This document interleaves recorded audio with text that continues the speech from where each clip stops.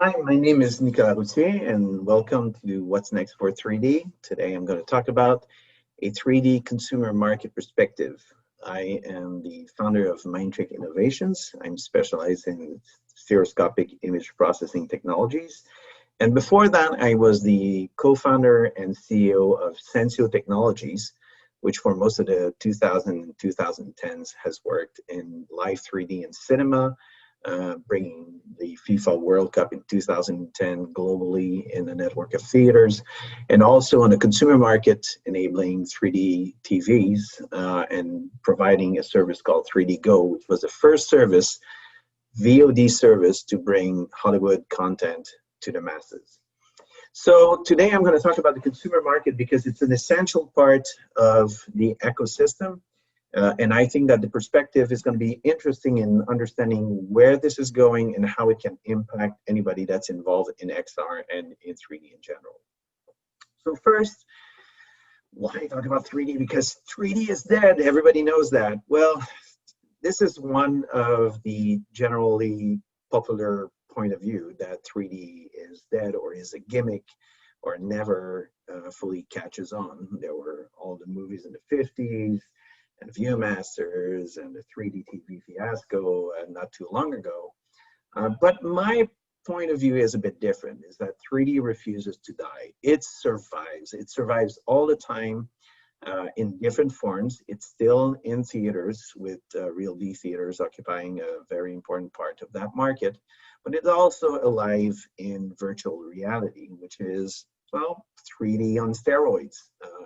There's also digital signage and other applications where 3D is still very much in use everywhere. Now, there's been a lot of infighting between VR, Pro XR, and Pro 3D people saying, you know, on the XR side, it's a totally different experience, therefore it's so immersive, it's so much better. People in 3D say, well, 3D in the back or looking in the back is not natural, it's useless. People focus on what is in front of them most of the time. I mean, there's been a lot of arguing between 3D and XR about which one is best and which one should win. But the reality is 3D is XR. It's part of a spectrum of depth experiences. Whether it's panoramic, whether it is interactive, whether it is immersive, 3D is just one of the different ways of experiencing immersive content. And therefore, we should change our perspective on the fight between XR and 3D, where there's actually no need to have any of this. Let the consumer choose, give them options, and let the consumer use how to experience the content that they want on the device of their choice. We should not make that determination. Our vision actually is that we should have a vibrant ecosystem where people can create their content, VR, 3D, whatever type of immersive content, create it and be able to freely, easily share that content for their friends and family, and do that in a very simple way and make it compatible with all the different devices. I can see somebody shooting 3D with its mobile phone, sending it to a friend, or shooting with a VR camera, shooting their vacation, and then looking at it on his cell phone, sharing it on a tablet, and then in the evening going back and putting the headset on in order to experience it in full immersion, be in the experience instead of watching an experience.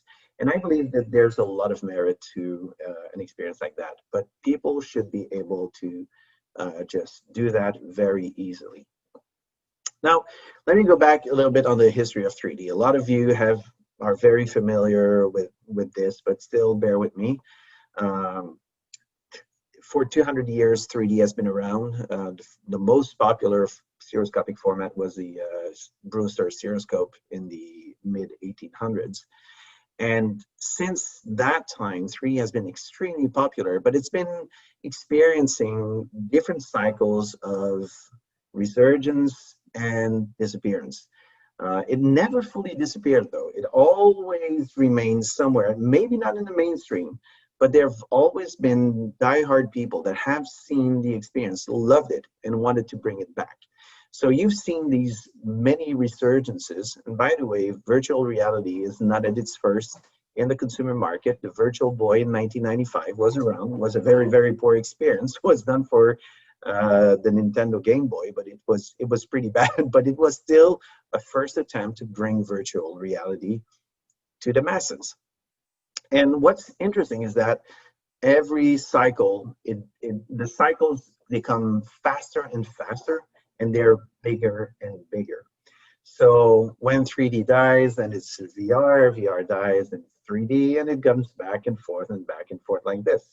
And it's been a while now since 3D has been hit.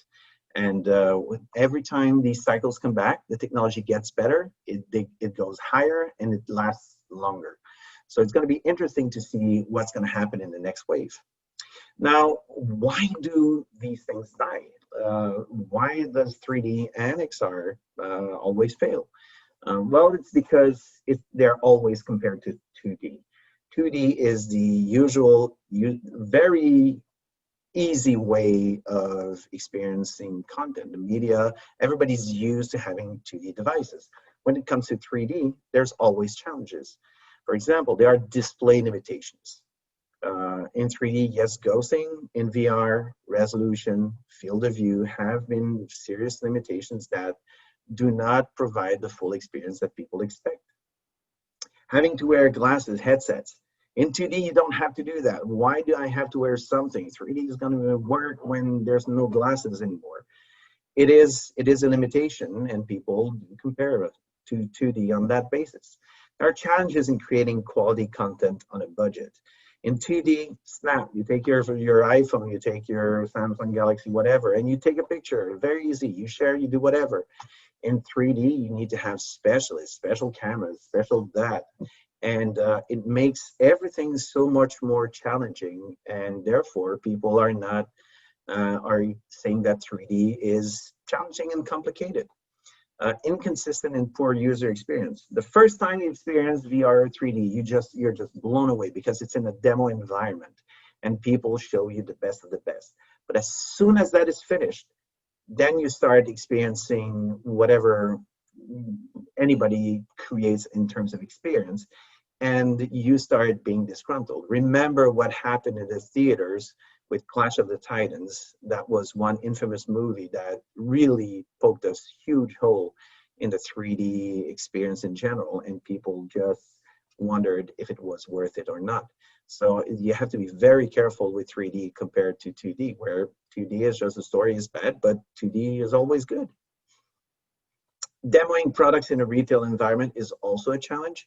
If you have to wear a headset, if you have to wear glasses, imagine in these COVID times on top of that, people are very sensitive to that. Well, you cannot see it. And if you don't see it, you cannot talk about it and you cannot buy it. So that's been a very big challenge for any immersive experience compared to 2D. And lastly, content. This has been one of the biggest challenges that we have always faced. I mean, there's just a nauseating amount of content out there for 2D, whether on VOD platforms or YouTube or whatever. You can watch more, there's more content out there than you can watch in a lifetime.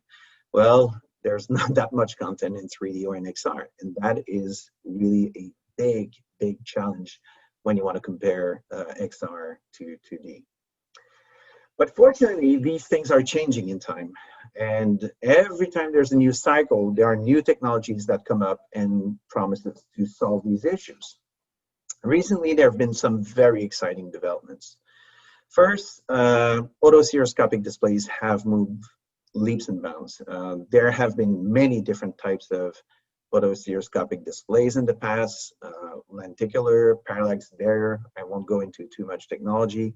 But the idea is that they have been around, but they have had many different issues. Two technologies are very promising right now. One is more on the light field side, the Leia style 3D displays, which is directional lighting, which creates a wide sweet spot instead of being one very tiny little spot. It's much wider, and it's the 3D is really, really good. And the dual view displays with eye tracking. So once again, to make a larger sweet spot and to avoid ghosting, eye tracking has evolved quite drastically in the very last few years.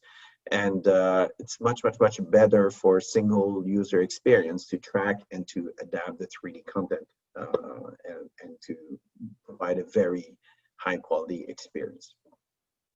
Also, the VR cameras. VR cameras have hit the market and are making it very, very easy to create 3D content. This is also very exciting. And lastly, the cubic space 3D image processing technology. Well, disclaimer, this is my company's technology, but I will tell you more about it. It's a different way of adapting the content to make sure that we can provide a sustainable, high quality, consistent, high quality 3D experience to consumers. So if we look at the different glasses-free technologies, a lot is happening right now. Companies like Mopic, IQH, and i3D. i3D is a former company, was known differently in the past, but these companies have been around for quite a while. They use technologies that are evolving, but there are many new players that have come up since then. Rocket is one that we should discuss. Rocket is a large company supported by very strong financial people. They do distribute content. They have a distribution platform on their phone. The technology is a bit old. The 3D display is not the best right now. They are, though, moving to Gen 2, which is also going to have 3D cameras. But they have the means to create content, distribute content, and they're very interested in having people bring their content to them. So this is a company that really should be watched. Leia is a newcomer with the LoomPad. They were behind the Red phone, but the Leia LoomPad is this product right here. Very beautiful, very slick, dual camera in the back. So this product actually provides a very nice, very gentle 3D experience to the eyes. It's not really made for the grand public, although it's priced reasonably at around $1,000 US. It provides a very good experience. However, the version for the consumer is going to be later next year. But this is an extremely promising device, and it also has a distribution platform. So this is also interesting. These guys also are looking for content to bring value to their products. So this is something to keep in mind. Demenco has been around for a long time, a spin-off of Philips. They have a very beautiful display with an eye tracking technology, similar to what Alioscopy is doing as well with eye tracking.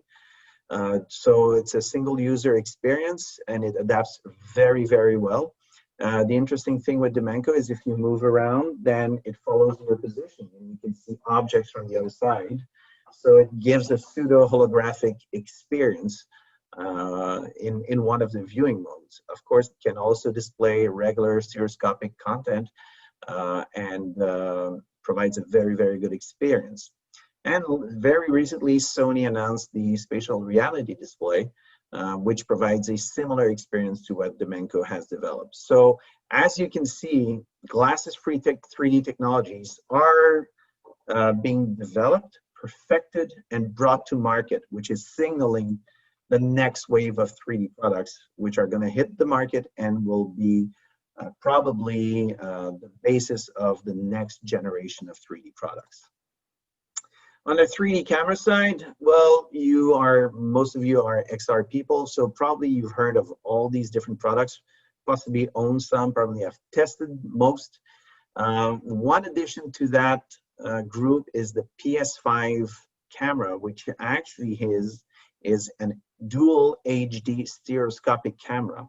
And it comes bundled with some packages in Europe and Asia.